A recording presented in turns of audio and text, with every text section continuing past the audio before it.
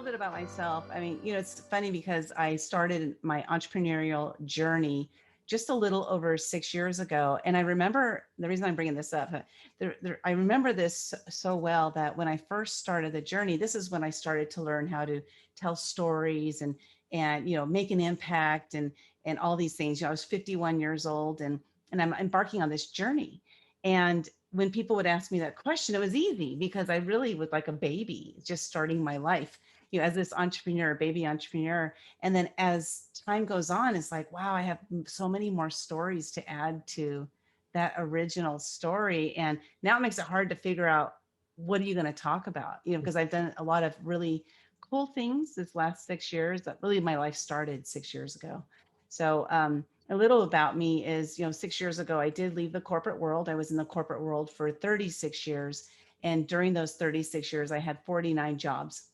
My last job was working for a judge in the Ninth Circuit Court of Appeals here in the US. And I hated my job. Oh my God, I was so bored just driving to work every day. Like, is this all there is to life? I had so much anger that I carried around with me for decades. I grew up in an abusive environment, and I just carried that like abusive mentality, the victim mentality with me for 51 years until I hired a life coach who helped me to see that there was more to life and that there was more to my life and there was more of a purpose there. And so, I jumped out of the corporate and became an entrepreneur and started on this journey. And here I am now, just telling my story here and there, and people are listening, and it's making an impact. And that's the most important piece there is, I believe is like when we tell our story, that somebody's going to hear it that needs to hear it right in that moment. So that's what brings me to where I am today. Wow, so much there. Was that number 49? Was that was a real number? Yeah. Yeah, I Wow. counted it because I was doing a speech at an event, talking to people who had lost their jobs. Either they were like laid off or they quit their jobs or what have you, and talking to them about entrepreneurship. And so I was like, "Ah, I should probably know how many jobs I've had because that's how I make it. When I say 49, people are like, what? you know, then they start counting. Oh, I've had this many, so it's kind of fun. Yeah, well, and I'm sure Coach Nick will have something to say about this. We one of our principles is that when we find out what we don't want, it helps us clarify what we do want. And that might be an extreme example of that, but maybe Coach can talk about that for a second. Yeah, Yeah. isn't it funny how like we go down the road of like, what do I want? What do I want? What do I want? But then the answers we get tend to be, what I don't want, what I don't want, what I don't want. And there's definitely value in that, right? But sometimes it's like, well, if I just turn around and go towards what I do want, is that, how did you find that in your journey, Lynda? Like, was it just a rinse and repeat of the same patterns until like you got that break there? Just about. And what's interesting is that but what you just mentioned there, exactly what you just mentioned, is that I realized that I was always running away from something instead of deciding what I wanted to run to. And it was only recently that I made that decision of what I wanted to run to. So, how that started was when I was 5 years old, I ran away and I was gone for a week. I had had it. Like I wasn't going to live in that environment. I made a decision. I'm not going to put up with this, right? So I ran away, gone for a week, and my mom, brought me back home, and I came home with my tail between my legs and my head literally bent down, like I wouldn't look people in the eyes for decades to come because I Oh. had a fear, and it was because my dad was so abusive that every time I would look at people, I would see my dad Mm. you know so I carried that around with me for all those years. So all of those jobs that I have, because I looked at them as, why did I leave this one, why did I leave that one? And it was because there was something that either I didn't feel appreciated, or I just felt like I wasn't being utilized, I was bored. There were so many different reasons that I applied to why I left those particular jobs, but it was never to do something better or to go to a better job. It was always to leave something. And that pattern started when I was 5 years old. And I just did it time and time and time again until I realized it, more recently. Yeah, that's a pretty incredible story. But how you finish that sentence is kind of where I want to go to, because like recently, what was the change, or was it a gradual thing, or was it just a button that clicked for you? How did you get out of this pattern? Many different things. That it started with a life coach. So what happened was I was driving to work one day and it literally just so angry with life and was just saying things like, this planet is so stupid. Like, why are we here? Like, what is the whole purpose of this thing? And then I said, what is my purpose? Like, I don't even have a purpose. All I do is I go to work and I work for these people. I push paper around. It's such a stupid job. Like, I was just so angry with life. And then I got to work and there was this Facebook post. It was from this woman and she said, I'm a life coach. I took some time off. I'm getting back into it. I'm looking for 5 women who want to change their life. And she was talking to me. I didn't know her, but she was talking to me. So I immediately hired her and started working with her. And I'm a very good student. And she would give me an assignment. I always called it my homework assignments, right? She hated that I called it homework, but for me, it was homework because that way I knew I'd do it. She gave me an assignment and I would do it. And I'd come back the next week. And first of all, I hated her for the assignments. And then by the end of the week, I loved her. I was like, oh my God, you're changing my life. So this was like a circle every single week, like this for 5 months, solid. So that was August to November of 2014. So December of 2014, I was by myself, like on my own, no more life coach. I didn't, I didn't want to do another round of it, and I felt lost. I felt like, here I am by myself now. I don't know what to do. So January 1st of 2015, I decided I was going to do something a little crazy and I decided to face a fear every single day that year. And it was because of the constant change I had been going through that I missed that change. And I decided that this was going to help me to continue to grow. And boy, did it. Boy, did it. I did a lot of things that were just so amazing that I was scared to do. And they were all centered around mindset. Everything was mindset and the fear of judgment, which was my biggest fear. So I've made it through it all, and here I am today to talk about it. Wow. And what a great commercial for us coaches too. Thanks. That's right. That's an easy Oh, one for big sure. time, and the coach is only as good as the student, right? Because the student can continue to have all these excuses, or the student can do the work. The coach, can only do as much as they can. And no matter how great the coach is, if the student's not going to listen, then it's not going to work. Yeah, I always say that I don't work with people that aren't committed to do the work.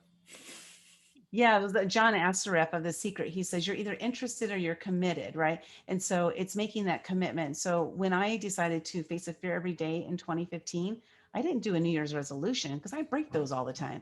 And I knew my pattern was, so I just stopped doing New Year's resolutions, years and years ago. And I was like, I am committed to myself to face a fear every single day and break through it and just let's see what happens, you know. Wow. That's a lot of fears, first of all. I mean, I'm assuming that you wrote them all out at some point, right? You would have had to know. I How didn't. did you just went day by day and came up with one every day? Yeah, I didn't journal them or anything. And, people ask me that all the time because I did write a book called The Year of Fears, the 7 most important lessons I learned that'll save you time and money. And every time I say that, Les Brown actually gave me a testimonial. And it's so funny because he's holding the book and he says, Lynda West wrote this, what I call a blueprint. Like I can almost remember it. What I call a blueprint. The Year of Fears, the 7 most important lessons that'll save you time and money. Come on now. But it's like a really great testimonial. But I wrote the book based on what had transpired from that year. And I didn't journal anything, but what I did is here was my commitment to myself. Every morning I wake up, first thing I do before I get out of bed, I ask myself a question. What scares me? And I lay in bed and I wait until the answer comes. And that's what I did. And so whatever that answer was the fear I faced that day. Okay, Wow. great. Wow. What did you experience through that process, Lynda? Because it's a whole year, and so it's a lot of commitment. It's a lot of. I imagine you got some good momentum going as well. But what can you tell us about what the difference was from like the first day or the first week, kind of in the middle, like that period in the middle, and then towards the end? What was the differences, if any, of like how that felt and represented to you? Definitely big differences because as I was making my way through the year, I do a lot of self-reflection, and so as I was making my way through that year, I started reflecting on, wow, this fear is this one is related to judgment. So I'd always look and see, why is that a fear? Why do I have that one?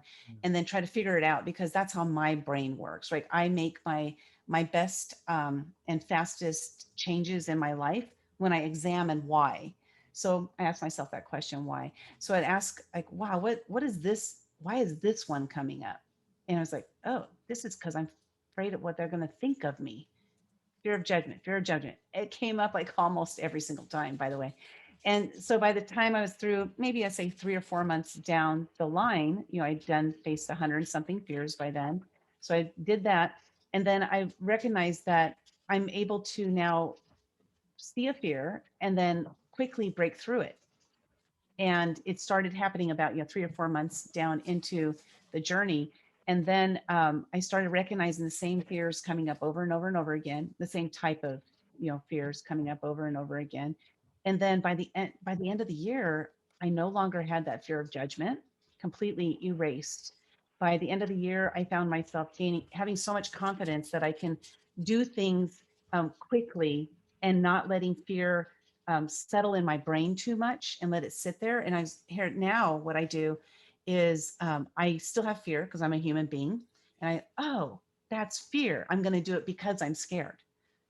And and the last thing that I think was the most important thing, there's a lot of sayings like, fear is face everything and run, or fear, they say, false evidence appearing real. So Yeah. I've changed those and I've added my own acronym. So fear, face everything and run into it.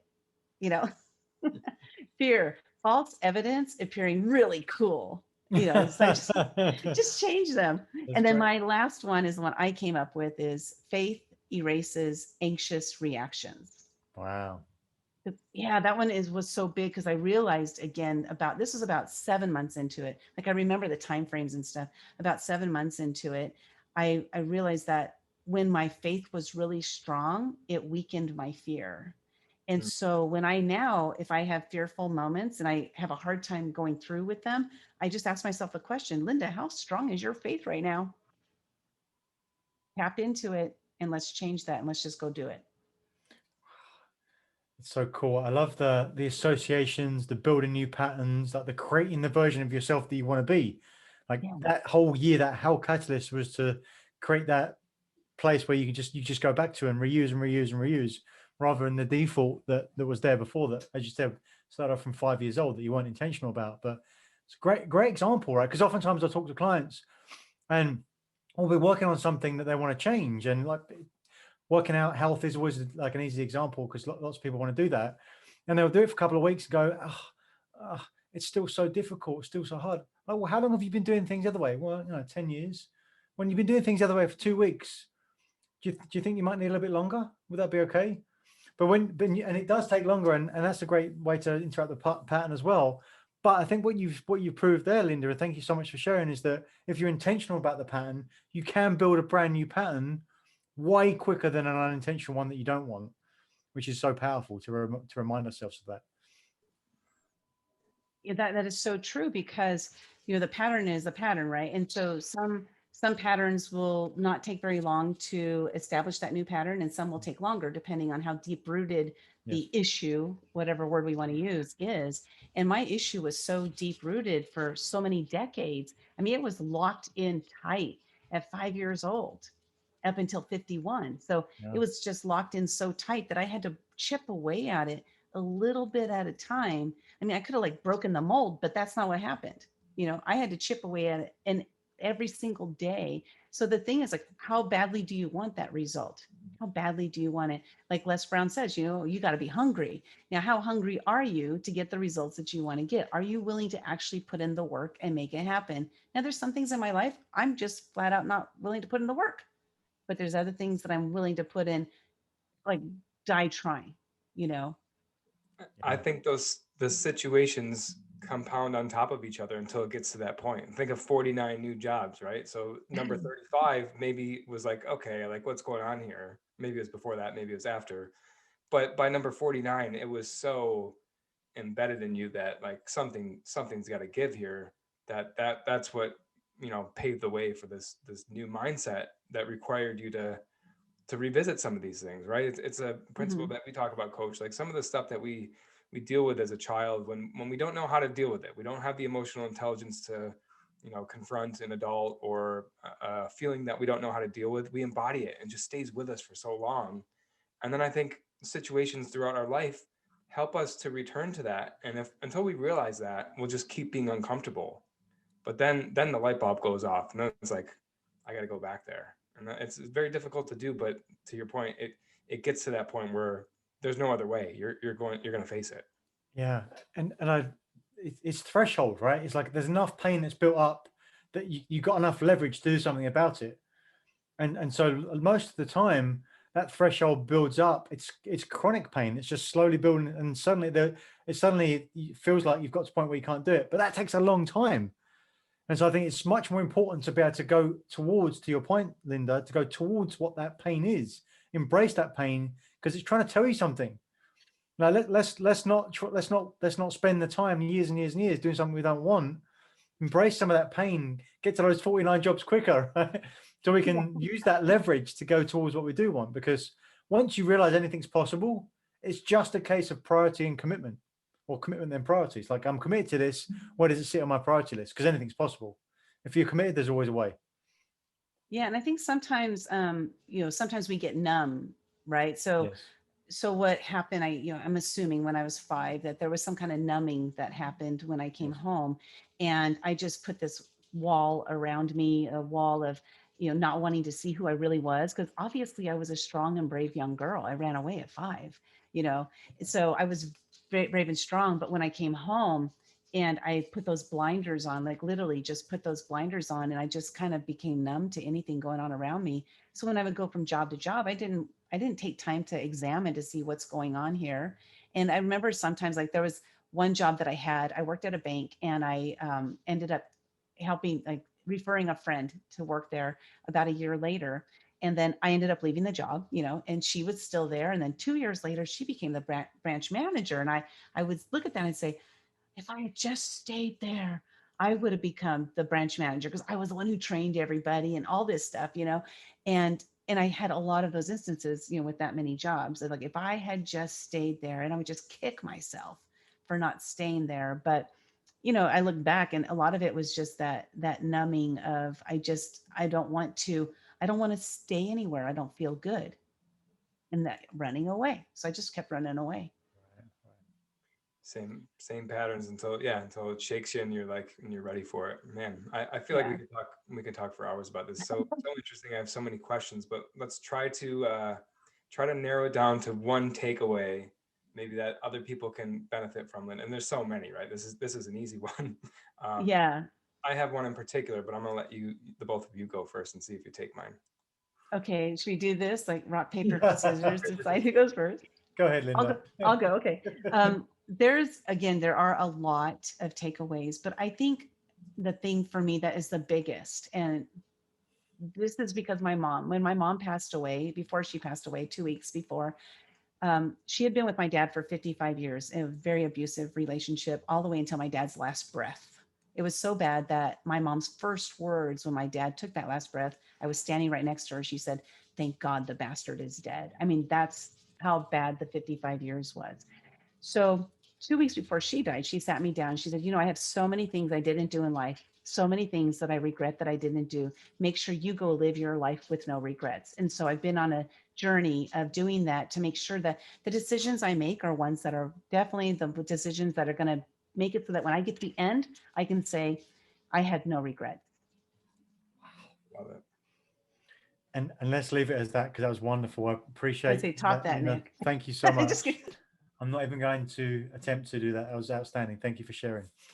Yeah, and thank you very much for joining us, Lynda, and sharing your story. That's it takes a lot to be able to share some of that too. And you've come so far. You should be so proud of where you are today, and excited about what you can accomplish in the future too. The other end of that stick. Thank you so much. Thanks for having me. And yeah, it's really is, patting myself on the back on a regular basis, something I never used to do before, but I do it now. And I take compliments, something I never did before. And all that was through, this self-development journey, and coaching is really what's going to help you to see outside of yourself. And I highly recommend it. That's awesome. Well, thank you. Thank you for joining Truth Seekers. We'll talk to you next time. You're welcome.